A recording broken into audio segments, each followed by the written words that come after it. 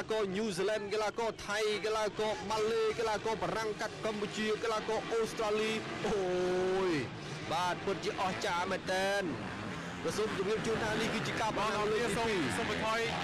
ហើយសន្តិសុខជាថ្មីម្ដងទៀតក៏សូមជម្រាបជូនថាអ្នកដែលឈ្នះជើងឯកកាលពីឆ្នាំ2009កន្លងទៅបាទគឺ Larry Blair ដែលពាក់ផ្លាកលេខ3គឺថាបានលេខ1កាលពីឆ្នាំ2009បន្ទាប់មកគឺ James Robinson បាទបានលេខ2តែខណៈពេលដែលទើបតែចេញតែប៉ានេះអ្នកដែលនាំមកគេគឺលេខ10ដែលមានឈ្មោះថា Siam Cherun បាទតាមព័ត៌មានបានឲ្យដឹងថាលោកគឺជាព្រឹទ្ធាចារ្យប៉ណ្ណឹងម៉ូតូបាទប៉ណ្ណឹងម៉ូតូជាង20ឆ្នាំហើយឆ្អឹងបាទឆ្អឹងក៏បាក់ស្ទើរតែគ្រប់កន្លែងដែររបួសដេមិនក្រោម500ក្លេទេ We cannot seeបាទកំពុងតែបដិញគ្នាលេខ10នាំមុខបកៀកបកិតបាទជាមួយនឹងអ្នកដែលមានចំណាត់ថ្នាក់លេខ2ការប្រណាំងម៉ូតូexpert បាទជំនាញម៉ូតូហោះនេះគឺមានចំនួនដល់ទៅ12ជុំឯណោះបាទបង្ហោះយ៉ាងខ្ពស់ទាំងអស់គ្នាតាមគ្នាគៀកមែនតើបាទផ្លោតដូចជាងាយស្រួលមែនតើតែតាមពិតមិនងាយទេណាឥឡូវនេះលេខ10កំពុងទៅនាំមុខបាទខណៈពេលដែលយ៉ាមទៀតអ្នកដែលជិះលេខ1ម៉ូតូលេខ1នេះគឺដាច់ពីក្រោយគៀកដែរ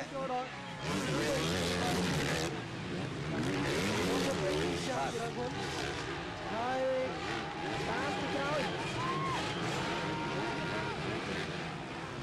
កន្លែងបតក៏ស្ទើរតែមិនចាប់ប្រាំងមកទៅទាំងភ្នែនព្រោះជំនាញមកកវត្តពូតម៉ូតូយ៉ាងជំនាញជាទីបំផុត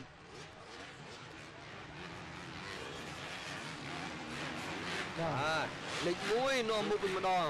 លេខ1នេះគឺកីឡាករ Larry Blair លេខ10 Siam Cherun លេខ5 James Robinson លេខ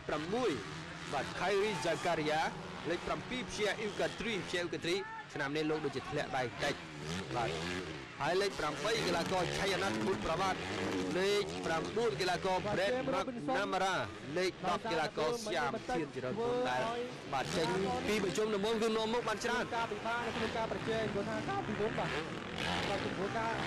ការពីលើកទី1នោះកណ្ដាលមកលេខ1ឥឡូវនេះធ្លាក់ដល់លេខ5លេខ6ហើយ Larry Blair កំពុងតែបញ្ជាម៉ូតូរបស់ខ្លួនធ្វើការនាំមុខវិញម្ដងបាទវ៉ាដាច់កាលប្រជុំទី3ទៅលើកីឡាករបាទCherun តាមពីក្រោយគៀកគ្នាមែនតើជាអ៊ីវកាទ្រីបាទហើយក៏សូមបញ្ជាក់ផងដែរថា Total Extreme 95គឺជាប្រេងឥន្ធនៈទំនើបបំផុតនៅប្រទេសកម្ពុជាផងដែរថានេះជាការប្រណាំងម៉ូតូ បាទ Total Extreme 95ជួយកាត់សន្សំលើការប្រើប្រាស់ប្រេងបានរហូតដល់ទៅ 3.7% ប្រៀបធៀបទៅនឹងប្រេងសាំងដែលមានកម្រិតអុកតាន95ដូចគ្នាក្នុងមួយធុងពេញជាមួយ Total Extreme លោកអ្នកអាចបន្តដំណើរបានកាន់តែឆ្ងាយបាទអូយនៅពេលនេះមានបញ្ហាមួយហើយបាទលេខ4កីឡាករបាទណាត់តែគិតបុតប្រវត្តិហើយនឹងកីឡាករ James Robinson មើលទៅ James Robinson ចង់ធ្លាក់ដៃបាទចង់យ៉ាប់ហើយព្រោះថាជាជើងដៃរងកាលពីឆ្នាំ2009បងគួរឲ្យសោកស្ដាយមែនទែនអ្នកដែលកំពុងទៅនាំមកគេគឺជនជាតិ New Zealand ដែលមានឈ្មោះថា Larry Blair អលីណាហើយតាមពីក្រោយដោយធានជារនភុនដដែល expert ពិតជាជំនាញបាទមាន3ទួលមិនខ្ចីចោះទួលទី2សុខយានធានជារនភុនវិញអញ្ចឹងជាអ៊ីវកាទ្រីឡើងមកដល់ចំណាត់ថ្នាក់លេខ3ហើយបាទ Pia Ukatri ដែលជាអ្នកប្រណាំងដ៏ល្អបាទជនជាតិបារាំងកាត់កម្ពុជាក៏កំពុងតែបន្តដំណើរសឹមតាមពីក្រោយរីឯ Larry Blair បាទបន្ថែមល្បឿនរបស់ខ្លួនព្រោះតែជាជើងឯកចាស់ផងបាទប្រជែងអ្នកដែលពាក់ផ្លាកលេខ1ឥឡូវនេះគឺស្ថិតនៅក្នុងលំដាប់ថ្នាក់លេខ5កំពុងតែដេញពីក្រោយពាកជាមួយនឹងសយ៉ាមជារនភុនបាទតិចបានទៅអត់បានទេដេញបាទកន្លែងនេះស៊ីផ្លូវក្នុងបាននេះកាច់មកស៊ីផ្លូវក្នុងបានមែន Larry Blair តាមអ្នកលេខ1យកលេខ1វិញម្ដងបាទបានកីឡាករលេខ1ហើយជើងឯកកាលពីឆ្នាំ2009កំពុងសម្លឹងខ្ពស់ទៅកាន់ជើងឯកជាបន្តទៀតតែបបោកបន្ទុកជុំទី1ទៅមិនទាន់ទៀតទេ Larry Blair now in first place បាទក៏សូមជម្រាបជូនថា Total Extreme 95មានសារធាតុបន្ថែមពិសេសដែលជួយសម្អាតម៉ាស៊ីននិងជួយកាត់បន្ថយភាពសឹករិចរិលបានយ៉ាងប្រសើរធ្វើឲ្យម៉ាស៊ីនយានយន្តរបស់លោកអ្នកអាចដំណើរការបានយ៉ាងល្អបំផុត Total Extreme 95ក៏បានចូលរួមចំណែកការពារបរិស្ថានផងដែរគឺ Class A. Larry Blair leading the pack for the moment. នៅតែមិនមានអ្នកណាវ៉ា Larry Blair បានទេបាទ ដាច់ប្រហែលជា300ម៉ែត្រឯនោះបាក់មែនតើក្នុងការឲ្យកីឡាករលេខ1ដេញតាមនេះឯ JV3 បាទលេខ3ក៏រឹងថ្ងៃទៅថ្ងៃទៅដែរគឺលាក់ដៃបន្តិចបាទនេះគឺជាជំនាញរបស់អ្នកប្រណាំងជនជាតិ New Zealand មាន New Zealand មួយរូបទៀតគឺ James Robinson បាទមិត្តរួមជាតិដែលប៉ុន្តែ James Robinson គឺជួបនឹងបញ្ហាតាំងពីពាក់កណ្ដាលជុំមកម្លេះ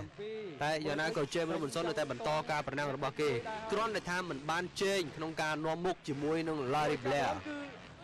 Larry Blair នៅពេលដែលវ៉ាដាច់យកលេខ1ឲ្យគឺបន្ថែមឆ្ងាយទៅ There are 12 laps in this race altogether for the final competition of Expert Class A. Larry Blair still in the lead by far compared to number 1. ប្រហែលជាគ្មានអ្នកណាអាចតាម Larry Blair បានទេលុះត្រាណាថា Larry Blair មានបញ្ហាដួលនៅជ្រុងណាមួយឬក៏បញ្ហាម៉ូតូរបស់ខ្លួនតែបើសិនជាមិនមានបញ្ហាគឺធានាថា Larry Blair បើកម៉ូតូស្ទុះទៅមុខកាន់តែឆ្ងាយកាន់តែលឿនកាន់តែឆាប់ដល់ទីបាទកីឡាករ Larry Blair បាទសល់តែមួយជុំនឹងទៀតទេ This is the very final lap for Larry Blair in this international motocross competition brought to you by Total. បាទមួយជុំចុងក្រោយសម្រាប់អ្នកប្រណាំង New Zealand Larry Blair ជិះម៉ូតូ Honda CRF កម្លាំងម៉ាស៊ីនដល់ទៅ 450cc កម្លាំងម៉ាស៊ីនធំបើសិនណាជា Larry Blair ជួប Matthew Cooper នោះពិតជាល្អមើលហើយព្រោះថា Matthew Cooper ដែលនៅក្នុងចំណាត់ថ្នាក់ B នោះគឺអាចបាទមើលទៅសមត្ថភាពអាចជែងជាមួយនឹងអ្នក Expert A បានតាបាទជំនាញបោះម៉ូតូ Pierre Yves Catry trying to catch up, being trailed very closely by number 7.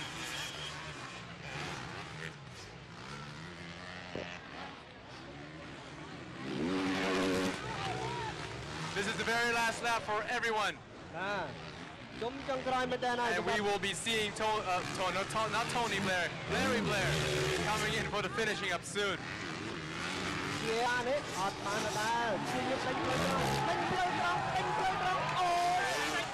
Alright, very close race up there.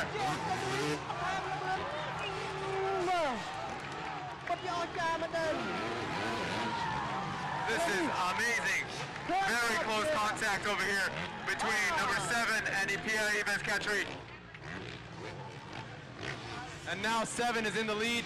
for second place. Man,ឥឡូវនេះឃើញថា Larry Blair taking the win. Larry Blair, give it up. Yves Catry លេខ 2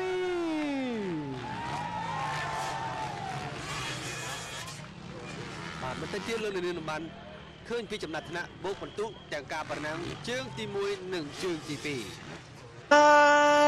am the champion, my friend.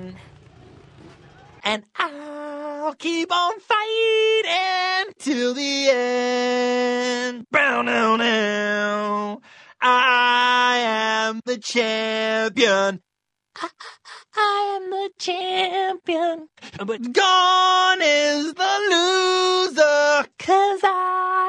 am the champion of the world.